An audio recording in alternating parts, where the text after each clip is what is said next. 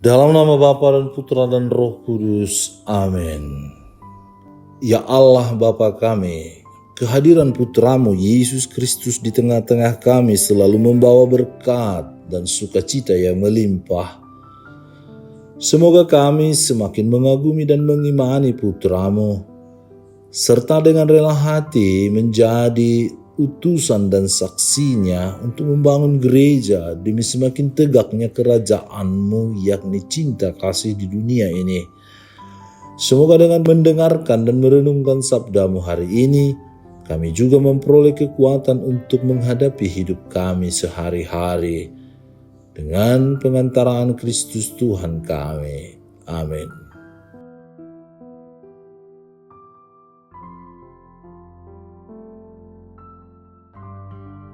Tuhan bersamamu dan bersama rohmu. Inilah Injil suci menurut Markus. Dimuliakanlah Tuhan. Pada suatu kali ketika murid-murid Yohanes dan orang-orang Farisi sedang berpuasa, datanglah orang-orang dan mengatakan kepada Yesus, "Mengapa murid-murid Yohanes dan murid-murid orang Farisi berpuasa tetapi murid-murid-Mu tidak?" Jawab Yesus kepada mereka, "Dapatkah sahabat-sahabat mempelai laki-laki berpuasa sedang mempelai itu bersama mereka? Selama mempelai itu bersama mereka, mereka tidak dapat berpuasa. Tetapi waktunya akan datang, mempelai itu diambil dari mereka, dan pada waktu itulah mereka akan berpuasa. Tidak seorang pun menambalkan secarik kain yang belum susut pada baju yang tua, karena jika demikian, kain penambal itu akan mencabiknya. Yang baru mencabik yang tua, lalu makin besarlah koyaknya.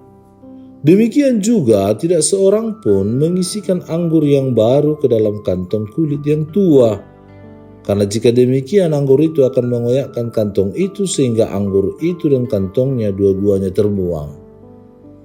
Tetapi anggur yang baru hendaknya disimpan dalam kantong yang baru pula." Demikianlah sabda Tuhan. Terpujilah Kristus. Saudara-saudari terkasih dalam Kristus Yesus, dalam hidup kita begitu mudah membanding-bandingkan diri kita dengan orang lain tanpa merefleksikannya secara mendalam, tanpa mau juga memahami sudut pandang orang lain. Dalam bacaan Injil hari ini ada sekelompok orang yang membandingkan murid Yesus dengan murid Yohanes dan orang Farisi dalam hal berpuasa. Mereka bertanya, "Mengapa murid-murid Yohanes dan murid-murid orang Farisi berpuasa tetapi murid-murid-Mu tidak?" Menanggapi pertanyaan itu, Yesus menekankan nilai atau tujuan dari puasa itu sendiri dan tidak menekankan soal aturan yang mengharuskan seseorang berpuasa. Yesus juga mau mengingatkan bahwa segala sesuatu yang kita lakukan haruslah berdasar pada iman yang mengarahkan hidup kita pada kebaikan. Berpuasa tentu merupakan salah satu tindakan nyata yang sangat bernilai jika dilakukan atas dasar iman dan dihayati dengan penuh sukacita dari dalam hati. Tapi puasa akan menjadi sia-sia belaka kalau dilakukan hanya untuk sekedar mentaati perintah agama. Selain itu, janganlah pernah memaksakan orang lain untuk melakukan apa yang kita anggap baik. Boleh saja kita merasa bahwa iman kita akan semakin diteguhkan dengan berpuasa, tetapi orang lain bisa jadi punya cara tersendiri untuk memperkaya iman mereka. Memaksakan pandangan dan keyakinan diri sendiri kepada orang lain seringkali menjadi penyebab terjadinya perselisihan dan perpecahan. Kita menuntut semua orang di sekitar kita untuk bersikap dan bertingkah laku sama seperti kita.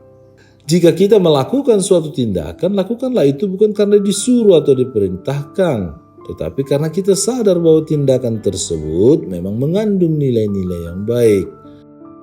Pada hari ini, Yesus mengingatkan hal itu kepada kita. Penghayatan hidup beriman tidak harus sama dan seragam dalam tanda petik. Hidup dalam iman akan sangat indah jika kita mau menerima adanya perbedaan dalam karisma. Kita sadar bahwa setiap orang punya alasan, tujuan, serta intensi tertentu dalam menyatakan imannya. Cintailah orang-orang yang berbeda itu tanpa harus mempertanyakan mengapa mereka begini atau mengapa mereka begitu.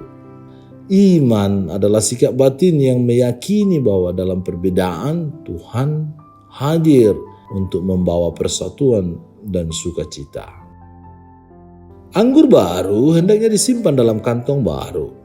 Kita diundang untuk mengubah mentalitas dan melepaskan diri dari ritme dan kebiasaan lama, dari kebiasaan membeo dan ikut arus. Pesan Yesus harus diterima dengan sangat baru, dengan semangat baru, yang mematahkan rutinitas lama yang kaku. Setiap ajaran agama harus dilaksanakan karena kasih dan bukan karena melihat yang lain juga melakukannya, bukan pula karena mau dipuji orang. Mengubah ritme dan mentalitas ini tentu tidak mudah. Kita senang mendengarkan nasihat yang bagus, gampang mengatakannya terhadap ajakan untuk berubah, tetapi dalam kenyataan kita kemudian tidak berbuat apa-apa. Saudara-saudari terkasih, marilah kita bertanya pada diri kita masing-masing. Seberapa jauh kita mampu berubah untuk benar-benar menyambut Yesus dalam hidup kita?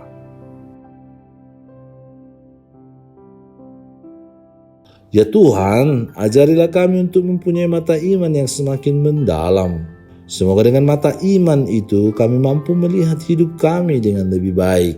Bantulah kami agar kami mampu belajar dari nilai-nilai lama dan juga menerima kemungkinan baru dengan semangat Kristiani. Semoga hidup kami menjadi hidup yang semakin terberkati, sebab Engkaulah Tuhan dan pengantara kami, kini dan sepanjang segala masa. Amin. Tuhan bersamamu dan bersama rohmu. Semoga saudara sekalian dilindungi, dibimbing dan diberkati oleh Allah yang Maha Kuasa, Bapa, Putra, dan Roh Kudus. Amin. Allah Bapa kami, penuntun kehidupan, Engkau telah menuntun Abraham menuju tanah terjanji. Engkau juga menuntun bangsa Israel menuju tanah Yerusalem melalui tangan Musa. Kini kami umat-Mu keuskupan Padang sedang berjalan bersama dalam sinode kefikepan menuju keselamatan yang Engkau janjikan dalam diri Putra-Mu Yesus Kristus. Tuntunlah peziarahan hidup kami dengan kuasa Roh Kudus-Mu, agar kami tetap tabah, sabar dan setia menghadapi kesulitan dan tantangan hidup. Bimbinglah kami supaya mampu berjalan bersama, saling meneguhkan dalam iman, harapan, dan kasih. Bunda Maria, doakanlah kami putra-putrimu sepanjang sinode kefikepan ini berlangsung. Ya Bapa, Engkau kami sembah dan muliakan, kini dan sepanjang masa. Amin.